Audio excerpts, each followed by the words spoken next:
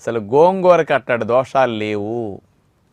మీరు చర్మ వ్యాధులున్నా, కీళ్ళ నొప్పులున్నా, ఆస్తమా ఉన్నా, మీకు అలర్జీలున్నా ఇవన్నీ రాకుండా మీరు గోంగూర తినొచ్చండి. గోంగూర చాలా మంచిది. అందుకని ఆకుకూరలు ఏది వండుకుంటున్నా మీరు నిత్యం ఆకుకూరల్లో కాంబినేషన్ గోంగూర వేస్తుండండి. గోంగూరలో ఉండే న్యాచురల్ పులుపు ఉప్పు లేని లోటు లేకుండా ఆకుకూరలు ఈజీగా తినేటట్టు చేస్తాయి.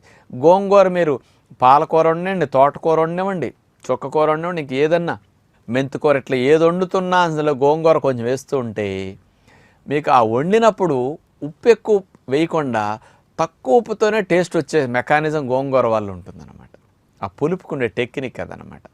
మన నాలుకకి ఉప్పు ఎక్కువ లేకపోయినా తినగలిగేటట్టు ఈజీ అనిపిస్తాయి అన్నమాట ఇది. అందుకని రెగ్యులర్గా గోంగూర నేను వండుకు తినమంటాను సహజంగా. ఈ